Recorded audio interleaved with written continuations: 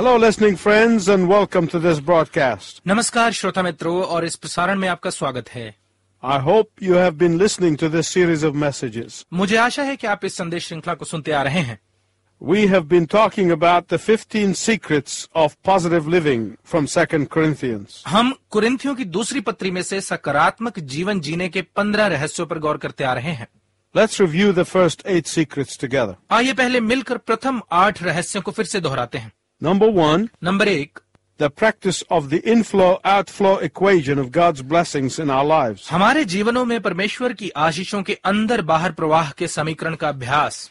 Number 2, number 2, claiming the priceless deposit of Christ's sacrifice for us. हमारे लिए दिए गए मसीह के बलिदान की अमूल्य अदायगी का दावा करना। Thirdly, तीसरा, enjoying giving and receiving forgiveness. क्षमा देने और लेने का आनंद उठाना। Fourthly, overcoming timidity. चौथी बात, कायरता पर विजय पाना। Fifth, पांचवी बात, revel in the real fountain of youth. जवानी के वास्तविक सोते में प्रसन्नता पाना। Number 6, number 6, seek true health, wealth, and prosperity. सच्ची तंदुरुस्ती, दौलत और समृद्धि को खोजना। Number 7, number 7, mastering the art of peacemaking by reconciling others to God. दूसरों का मेल परमेश्वर के साथ कराने के द्वारा मेल मिलाप की कला में माहिर बनना। And number 8 और number 8, is the use of the power of example by modeling Christ. मसीह को आदर्श बनाकर उदाहरण की शक्ति का इस्तेमाल करना। Today I want to speak to you about the 9th secret of positive living. आज मैं आपके साथ सकारात्मक जीवन जीने के 9वें रहस्य के बारे में बात करना चाहता हूँ। Perhaps each one of you would agree with me that there is no greater pain than the pain of broken relationships. शायद आप में से हर व्यक्ति इस बात में मेरे साथ सहमत होगा कि टूटे रिश्तों से बड़ा दर्द और कोई नहीं होता है। When we suffer physical pain, we can take a pill or injection to help us ease the pain. जब हम शारीरिक पीड़ा को झेलते हैं तो हम पीड़ा को कम करने के लिए गोली या टीका लगवा सकते हैं। But there is no pill or injection that can erase the pain of broken trust. परंतु ऐसी कोई गोली या टीका नहीं है जो तोड़े गए भरोसे के दर्द को खत्म कर सके। Whether this pain comes from children rebelling against their parents, चाहे ये दर्द माता पिता के विरुद्ध विद्रोह कर रहे बच्चों से मिले, or from shattered marriages, या बिखर चुके विवाह संबंधों से, or however this pain comes. या ये दर्द चाहे कैसे भी आए, The question is how to deal with these painful experiences. प्रश्न ये है कि इन कष्टप्रद अनुभवों से निपटा कैसे जाए। Either you can recognize the pain as a result of sin and wrongdoing, identify the sin, and seek repentance and reconciliation. या तो आप दर्द को पाप और गलतियों का परिणाम मानकर पाप की पहचान करें और फिर पश्चाताप और मेल करने की खोज करें, Or you can just allow the pain to keep corroding your soul for a long time. या फिर आप दर्द को अनुमति दें कि ये आपकी आत्मा को लंबे समय तक यातना देता रहे। Both ways of dealing with pain are painful. पीड़ा के साथ निपटने के दोनों तरीके पीड़ादायक हैं, But the second way prolongs the pain for your whole life. परंतु दूसरा तरीका आपकी पीड़ा को लंबे समय तक बने रहने देता है। The first way is a temporary pain that provides deliverance. पहला तरीका थोड़े समय की पीड़ा है जो छुटकारा देता है, But if you ignore the pain, it will turn into chronic condition. परंतु यदि आप पीड़ा को अनदेखा कर दें तो ये चिरकालिक दशा बन जाती है। Most often what shatters relationships are small misunderstandings or thoughtless actions. अधिकतर रिश्तों के बिखरने का कारण छोटी छोटी गलतफहमियां और बिना विचारे लिए गए निर्णय होते हैं। But unresolved conflict has devastating results and leads to intolerable sadness. परंतु समाधान न किए गए झगड़ों के परिणाम विनाशकारी होते हैं और असहनीय गम को लेकर आते हैं। The only way we can restore joy, peace, and God's blessing is to resolve the broken relationship the biblical way. आनंद, शांति और परमेश्वर की आशीषों को पुनः बहाल करने का एकमात्र तरीका है टूटे हुए रिश्तों को बाइबल के तरीके से ठीक करना। If you are avoiding healing a conflict in a godly way, यदि आप परमेश्वर के तरीके से किसी झगड़े को सुलझाने से बच रहे हैं, your conflict will only deepen. तो आपका मतभेद केवल और गहराता जाएगा।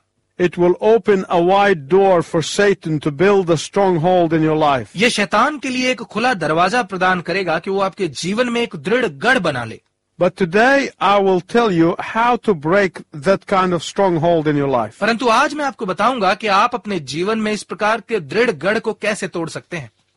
In this series of messages, we have been discovering the Apostle Paul's 15 secrets of positive living from 2 Corinthians. इस संदेश श्रृंखला में हम कुरिन्थियों की दूसरी पत्री में से पौलुस के सकारात्मक जीवन जीने के 15 रहस्यों को खोजते आ रहे हैं। And today we will learn about secret number 9, और आज हम 9वें रहस्य के बारे में सीखेंगे, which is making sorrow the back door to happiness. जो है शोक को खुशी का पिछला दरवाजा बनाना। If you have your Bible, please turn to the New Testament book of 2 Corinthians, chapter 7.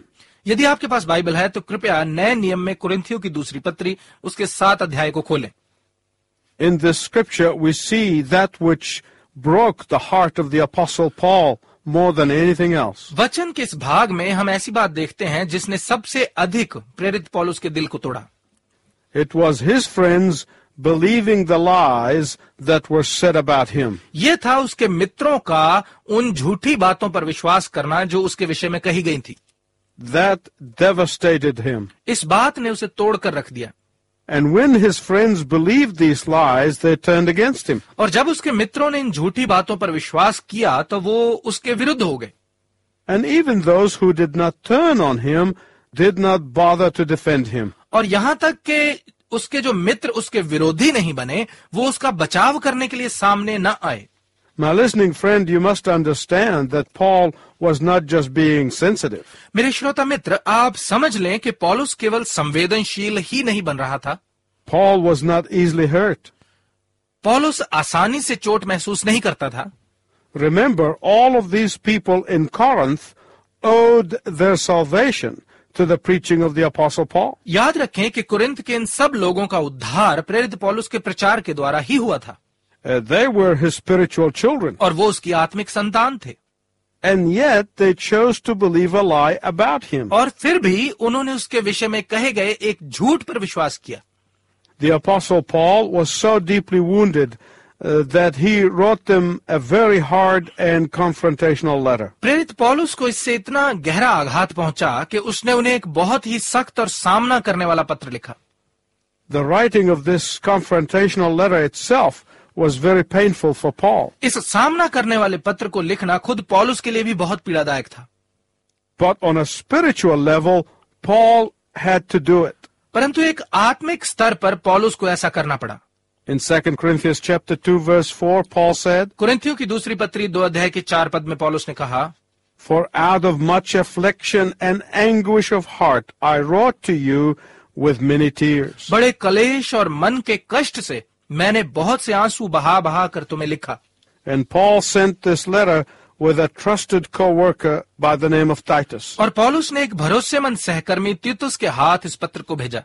Then Paul went to Macedonia and anxiously awaited the response to that letter. फिर पौलुस मकदूनिया चला गया और बड़ी तीव्रता के साथ वो इस पत्र के जवाब की प्रतीक्षा कर रहा था। My listening friend, have you ever been there? मेरे श्रोता मित्र, क्या आपने कभी ऐसा अनुभव किया है? Have you ever dealt in a godly way with someone and waited anxiously for the result? क्या आपने ईश्वरीय रीति से कभी किसी को सख्ती से कुछ कहा और फिर तीव्रता से परिणाम की प्रतीक्षा की है? Paul knew that the Corinthians could have responded in one of the two ways that I talked about earlier. पौलुस जानता था कि कुरिन्थी उन दोनों में से किसी एक प्रकार से उत्तर देंगे जिसके बारे में मैंने पहले बताया है। They could have become hardened in their response and live with the chronic pain of non-repentance. वो या तो अपने प्रत्युत्तर में कठोर बनकर बिना पश्चाताप की चिरकालिक पीड़ा में जीना जारी रख सकते थे, Or they could come under conviction and apologize to the great apostle. या फिर वो कायल होकर इस महान प्रेरित से क्षमा मांग सकते थे। While waiting for their response, Paul said in 2 Corinthians chapter 7 verse 5, उनके प्रत्युत्तर की प्रतीक्षा करते हुए पौलुस कुरिन्थियों की दूसरी पत्री 7 अध्याय के 5 पद में कहता है, This body of ours had no rest, but we were harassed on every turn. हमारी इस देह को जरा भी आराम नहीं मिला, परंतु हर मोड़ पर हम सताए गए। conflicts on the outside, fear within. बाहर लड़ाइयां थीं और भीतर भयंकर बातें थी। What made Paul depressed and afraid? पौलुस किस कारण से निराश और भयभीत था? It was this, वो बात ये थी that they would choose not to heal the broken relationship. कि वो टूटे हुए संबंध को सुधारने का निर्णय नहीं करेंगे। My beloved friend, listen to me. मेरे प्रिय मित्र, कृपया ध्यानपूर्वक सुने। Choosing not to heal a broken relationship can only prolong the pain. टूटे हुए संबंध को जोड़ने का निर्णय ना करना केवल पीड़ा को और लंबा ही खींचेगा। Someone listening today may say, आज हमें सुन रहा कोई व्यक्ति शायद कहेगा, you just don't understand my problems. आप मेरी समस्याओं को नहीं समझते। Actually, there's nothing that you are facing today that has not been faced by countless people throughout history and around the world. तो वास्तव में आप किसी ऐसी बात का सामना नहीं कर रहे हैं जिसका सामना इतिहास में और दुनिया भर में असंख्य लोगों ने नहीं किया हो। So, my listening friend, do not think that you are the only one with problems. तो मेरे श्रोता मित्र, ये मत सोचिए कि समस्याएं केवल आप ही को हैं। Don't try to run away from broken relationships. टूटे हुए संबंधों से भागने का प्रयत्न मत करें। Chances are you will repeat the same pattern in other relationships. संभावना ये है कि आप बाकी के संबंधों में भी वही गलती दोहराएंगे। Deal with the relationship that you're in. जिस रिश्ते में आप हैं उससे निपटें। Resolve the conflict that you're in. उस मतभेद को सुलझाएं जिसमें आप शामिल हैं। Let your pain and sorrow be your back door to joy and happiness. अपने शोक और पीड़ा को अपने लिए आनंद और खुशी का पिछला दरवाजा बनाएं। Because that is the secret for positive living. क्योंकि यही सकारात्मक जीवन जीने का रहस्य है। If you think that just moving on will make you happy and joyful, it is not. It is a temporary band-aid. यदि आप सोचते हैं कि ऐसे ही चलते रहने से आप खुश और आनंदित रहेंगे तो ऐसा नहीं है, ये एक अस्थायी पट्टी है। If the other party refuses to deal with the issue, you cannot force them. यदि दूसरा पक्ष मसले को सुलझाने से इनकार करता है तो आप उन्हें मजबूर नहीं कर सकते। But clear things up between you and God. परंतु अपने और परमेश्वर के बीच की बातों को ठीक रखें। You may be asking, how do I do this? आप शायद पूछ रहे होंगे, मैं ये कैसे करूं? By confession, forgiveness and reconciliation. अंगीकार करते हुए, क्षमा मांगकर और मेल करते हुए। And that's exactly what the Corinthians chose to do. और कुरिन्थियों ने बिल्कुल यही करने का फैसला किया। Paul said in 2 Corinthians chapter 7 verses 8 to 10, कुरिन्थियों की दूसरी पत्री 7 अध्याय के 8 से 10 पदों में पौलुस ने कहा, let me give it to you in my own words. मैं इसे आपको अपने शब्दों में बताता हूं। Though I caused you sorrow with the letter I wrote you, यद्यपि मैंने उस पत्र के द्वारा तुम्हें शोकित किया जो मैंने तुम्हें लिखा था, I don't regret the writing of the letter. तो भी मुझे वो पत्र लिखने का पछतावा नहीं है। I now rejoice, not because I hurt you, but because in hurting you through my letter, you chose to repent instead of hardening of your hearts. अब मैं आनंदित हूं इसलिए नहीं कि मैंने तुम्हें चोट पहुंचाई, परंतु इसलिए कि मेरे पत्र के द्वारा चोट खाकर तुमने हृदय को कठोर करने के बजाय पश्चाताप करने का निर्णय किया। Do you know, my listening friend, what that's like? मेरे श्रोता मित्र, क्या आप जानते हैं कि ये कैसा होता है? It is like a sensitive surgeon who looks at his patients and says, I hated to make this long incision. I hated to cause you pain, but I am glad I did, because had I not done so, you could have died. ये operation करने वाले एक संवेदनशील doctor के समान है जो अपने मरीजों की तरफ देखकर कहता है, मुझे ये लंबा चीरा डालना बहुत बुरा लगा, मुझे आपको दर्द देना बुरा लगा, परंतु मुझे खुशी है कि मैंने ऐसा किया, क्योंकि यदि मैंने ऐसा न किया होता तो आप मर सकते थे। And so, my listening friends, often the only healing you will receive will be after the pain of confronting sin. और इसलिए मेरे श्रोता मित्रों, अक्सर एकमात्र चंगाई जो आपको मिलती है वो पाप का सामना करने की पीड़ा के बाद ही मिलती है। Often the joy that you are missing in your life will be restored after you go through the sorrow of confessing and repenting. अक्सर वो आनंद जो आपके जीवन से नदारद है वो आपको तभी मिलता है जब आप अंगीकार और पश्चाताप के दुख से होकर गुजरते हैं। If the Corinthians had chosen to stay in a broken relationship with the Apostle Paul, यदि कुरिन्थियों ने ये निर्णय किया होता कि वो पौलुस के साथ अपने संबंध को टूटा ही रहने देंगे, they would have forfeited many blessings that God wanted them to have. तो वो बहुत सारी आशीषों को खो देते जो परमेश्वर उन्हें देना चाहता था। Paul was concerned not only for his own peace and joy, but also for the possibility that they would miss out on God's blessings. पौलुस को न केवल अपनी शांति और आनंद की चिंता थी, परंतु उसको ये भी चिंता थी कि संभवतः वो परमेश्वर की आशीषों को खो देंगे। Look at the second half of verse 9. 9 पद के दूसरे भाग को देखिए। So that you may not suffer loss in anything through us. ताकि हमारी ओर से तुम्हें किसी बात में हानि ना पहुंचे। True and genuine sorrow that leads to repentance produces the blessings of God. सच्चा और वास्तविक दुख जो पश्चाताप को लाता है वो परमेश्वर की आशीषों को पैदा करता है। My listening friend, let me ask you this as I close. मेरे श्रोता मित्र, समाप्त करते हुए मैं आपसे ये पूछना चाहता हूँ, Did you know that there are two kinds of sorrows? क्या आप जानते हैं कि शोक 2 प्रकार के होते हैं? Paul talks about these two types of sorrows here. पौलुस यहाँ इन 2 प्रकार के दुखों के बारे में बताता है। Worldly sorrow is mere regret or remorse and only temporarily relieve stress. सांसारिक शोक या दुख केवल पछतावा और अफसोस है और ये केवल अस्थायी तौर पर तनाव को दूर करता है। Worldly sorrow has no healing power. सांसारिक शोक में चंगा करने की कोई शक्ति नहीं है, But godly sorrow leads to true repentance and will produce joy unspeakable. परंतु ईश्वरीय शोक सच्चे पश्चाताप को लाता है और वर्णन से बाहर आनंद को पैदा करता है। In the New Testament, we learn that because of the cross of Calvary, a fractured relationship can be restored. नए नियम में हम सीखते हैं कि कलवरी के क्रूस के कारण एक टूटा हुआ संबंध भी ठीक हो सकता है, But only if there is what Paul calls godly sorrow and not worldly sorrow would take place. परंतु ऐसा केवल तभी होगा यदि सांसारिक शोक नहीं, परंतु शोक वो होता है जिसे पौलुस ईश्वरीय शोक कहता है। Listen again to 2 Corinthians chapter 7 verse 10. फिर से कुरिन्थियों की दूसरी पत्री 7 अध्याय के 10 पद को सुनिए।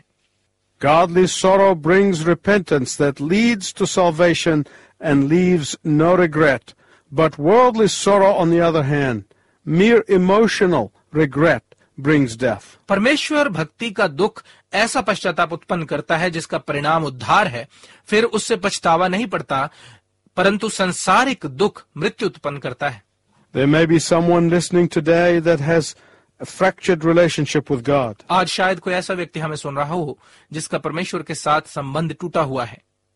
As long as you refuse to see yourself as a person who needs to turn away from sin and receive God's forgiveness, you are prolonging your pain. जब तक आप अपने आप को एक ऐसे व्यक्ति के रूप में देखने से इनकार करते रहेंगे जिसे पाप से फिरकर परमेश्वर की क्षमा को प्राप्त करने की जरूरत है, तो आप अपनी पीड़ा को और लंबा खींचते रहेंगे।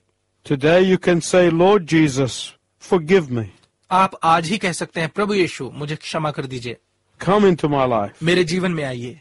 And God said when you do that, He will respond to you. और परमेश्वर ने कहा है कि जब आप ऐसा करेंगे तो वो आपको उत्तर देगा। Or maybe you already know the Lord Jesus and have received His forgiveness, but you have fractured relationships. या शायद आप पहले ही प्रभु यीशु को जानते हैं और उसकी क्षमा को प्राप्त कर चुके हैं, परंतु आपके संबंध में दरार पड़ चुकी है।